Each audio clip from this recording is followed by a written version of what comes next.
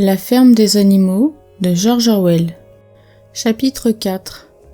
À la fin de l'été, la nouvelle des événements avait gagné la moitié du pays. Chaque jour, Napoléon et Boule de Neige dépêchaient des volées de pigeons voyageurs, avec pour mission de se mêler aux autres animaux des fermes voisines. Ils faisaient le récit du soulèvement, leur apprenaient l'air de bêtes d'Angleterre. Pendant la plus grande partie de ce temps, M. Jones se tenait à Willingdon, assis à la buvette du Lion Rouge, se plaignant à qui voulait l'entendre de la monstrueuse injustice dont il avait été victime quand l'avait exproprié une bande d'animaux, de vrais propres à rien. Les autres fermiers, compatissant en principe, lui furent tout d'abord de médiocres secours. Au fond d'eux-mêmes, ils se demandaient s'ils ne pourraient pas tirer profit de la mésaventure de Jones. Par chance, les propriétaires des deux fermes attenantes à la sienne étaient en mauvais termes et toujours à se chamailler. L'une d'elles, Foxwood, était une vaste exploitation mal tenue et vieux jeu, pâturage chétif et à l'abandon, alliés envahissants. Quant au propriétaire, M. Pilkington, gentleman farmer qui donnait la plus grande partie de son temps à la chasse ou à la pêche suivant la saison. L'autre ferme, Pinchfield, plus petite mais mieux entretenue, appartenait à un M. Frédéric, homme décidé et retors, toujours en procès et connu pour sa dureté en affaires. Les deux propriétaires se détestaient au point qu'il leur était malaisé de s'entendre, fût-ce dans leur intérêt commun. Ils n'en étaient pas moins épouvantés l'un comme l'autre par le soulèvement des animaux et très soucieux d'empêcher leurs propres animaux d'en apprendre trop à ce sujet. Tout d'abord, ils affectèrent de rire à l'idée de fermes gérées par des animaux eux-mêmes. Quelque chose d'aussi extravagant, on en verra la fin en une quinzaine, disait-il. Ils firent courir le bruit qu'à la ferme du manoir, que pour rien au monde ils n'auraient appelé la ferme des animaux, les bêtes ne cessaient de s'entrebattre, et bientôt seraient acculées à la famine.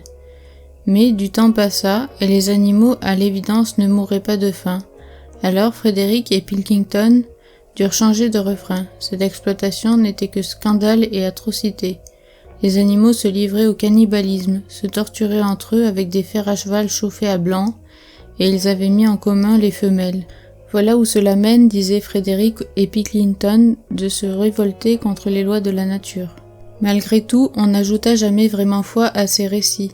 Une rumeur, gagnée même, vague, floue et captieuse d'une ferme magnifique dont les humains avaient été éjectés et où les animaux se gouvernaient eux-mêmes.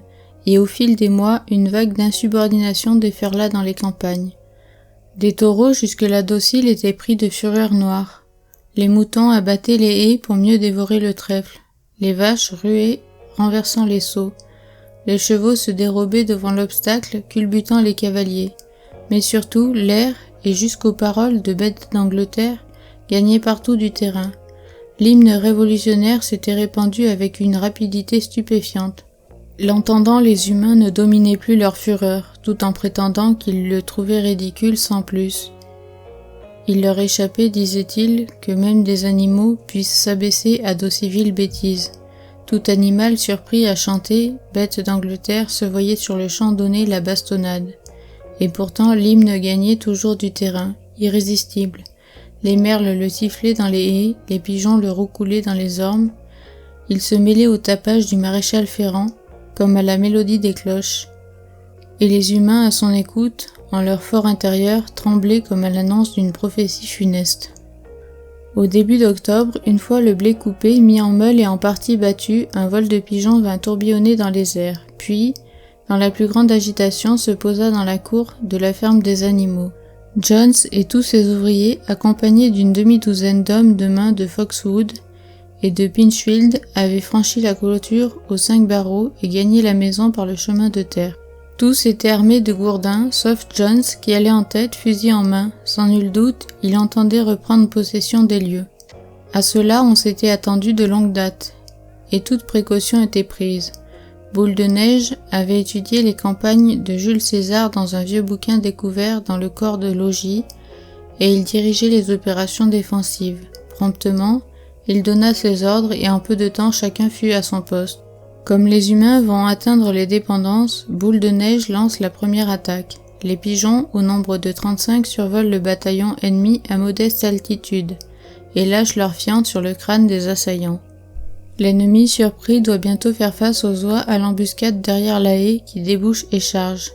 Du bec, elles s'en prennent aux mollets. Encore ne sont-ce là que des escarmouches et menues diversions. Bientôt d'ailleurs les humains repoussent les oies à grands coups de gourdin. Mais alors Boule de Neige lance sa seconde attaque. En personne, il conduit ses troupes à l'assaut. Soit Edmé la chèvre blanche et tous les moutons, et tous se ruent sur les hommes, donnant du butoir et de la corne, les harcelant de toutes parts. Cependant, un rôle particulier est dévolu à l'âne Benjamin, qui tourne sur lui-même et de ses petits sabots décoche ruade après ruade.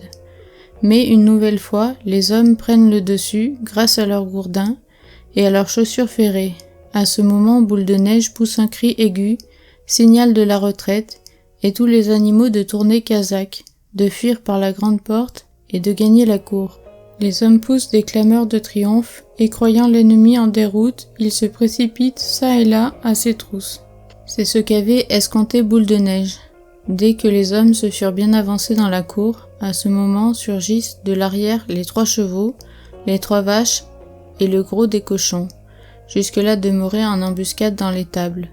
Les humains, pris à revers, voient leur retraite coupée. Boule de Neige donne le signal de la charge, lui-même fonçant droit sur Jones. Celui-ci, prévenant l'attaque, lève son arme et tire.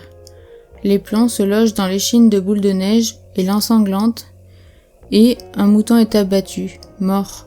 Sans se relâcher, Boule de Neige se jette de tout son poids, 120 kilos, dans les jambes du propriétaire exproprié qui lâche son fusil et va bouler sur un tas de fumier. Mais le plus horrifiant, c'est encore Malabar, cabré sur ses pattes de derrière et frappant du fer de ses lourds sabots avec une vigueur d'étalon. Le premier coup, arrivé sur le crâne, expédie un palefrenier de Foxwood dans la boue inerte. Voyant cela, plusieurs hommes lâchent leurs gourdins et tentent de fuir. C'est la panique chez l'ennemi. Tous les animaux le prennent en chasse, le traquent autour de la cour, l'assaillent du sabot et de la corne, culbutant, piétinant les hommes. Et pas un animal qui à sa façon ne tienne sa revanche. Et même la chatte s'y met, brandissant du toit, tout à trac, sur les épaules d'un vacher, elle lui enfonce les griffes dans le cou, ce qui lui arrache des hurlements. Mais à un moment, sachant la voie libre, les hommes filent hors de la cour, puis s'enfuient sur la route, trop heureux d'en être quittes à bon compte. Ainsi, à 5 minutes de l'invasion, et par le chemin même qu'ils avaient pris, ils battaient en retraite, ignominieusement, un troupeau d'oies leur chausse, leur mordant les jarrets et sifflant des huées. Plus d'hommes sur les lieux, sauf un, le palefrenier gisant face contre terre. Revenu dans la cour, Malabar effleurait le corps à petits coups de sabot, s'efforçant de le retourner sur le dos. Le garçon ne bougeait plus. « Il est mort, dit Malabar tout triste. Ce n'était pas mon intention de le tuer. J'avais oublié les fers de mes sabots. Mais qui voudra croire que je n'ai pas fait exprès ? Pas de sentimentalité, camarade, s'écria Boule de Neige dont les blessures saignaient toujours. La guerre, c'est la guerre. L'homme n'est à prendre en considération que changé en cadavre. Je ne veux assassiner personne, pas même un homme, répétait Malabar en pleurs. Où est donc Edmé ? S'écria quelqu'un. De fait, Edmé était invisible, les animaux étaient dans tous leurs états. Avait-elle été molestée, plus ou moins grièvement, ou peut-être même les hommes l'avaient-ils emmenée prisonnière ? Mais à la fin, on la retrouva dans son box. Elle s'y cachait, la tête enfouie dans le foin. Entendant une détonation, elle avait pris la fuite. Plus tard, quand les animaux revinrent dans la cour, ce fut pour s'apercevoir que le garçon d'écurie, ayant repris connaissance, avait décampé. De nouveau rassemblés, les animaux étaient au comble de l'émotion, et à tue-tête, chacun racontait ses prouesses au combat. À l'improviste et sur le champ, la victoire fut célébrée.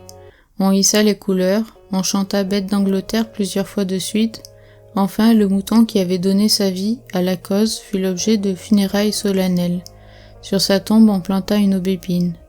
Au bord de la fosse, Boule de Neige prononça une brève allocution. Les animaux, déclara-t-il, doivent se tenir prêts à mourir pour leur propre ferme.